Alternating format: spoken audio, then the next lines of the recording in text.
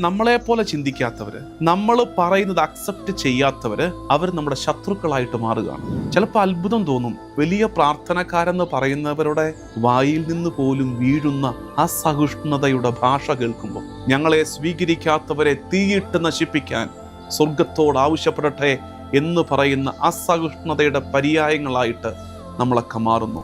എല്ലാ നന്മകളുടെയും കുത്തക ഞാനാണെന്ന്, ഞങ്ങളാണെന്ന് ആരും അവകാശപ്പെടരുത്. നന്മകൾ സംഭവിക്കട്ടെ. അത് നമ്മുടെ പക്ഷത്തു നിന്ന് വരുന്നെങ്കിൽ അങ്ങനെ, ഇനി മറ്റൊരു വശത്തു നിന്നാണ് വരുന്നതെങ്കിൽ അതിനെ അനുവദിക്കുക. എല്ലാ നന്മയുടെയും ഉറവിടം നന്മയുടെ മൂർത്തിഭാവമായ ദൈവം തന്നെയല്ലേ? അപ്പൊ പിന്നെ നന്മകളെ അനുവദിക്കാത്തത് എന്താ?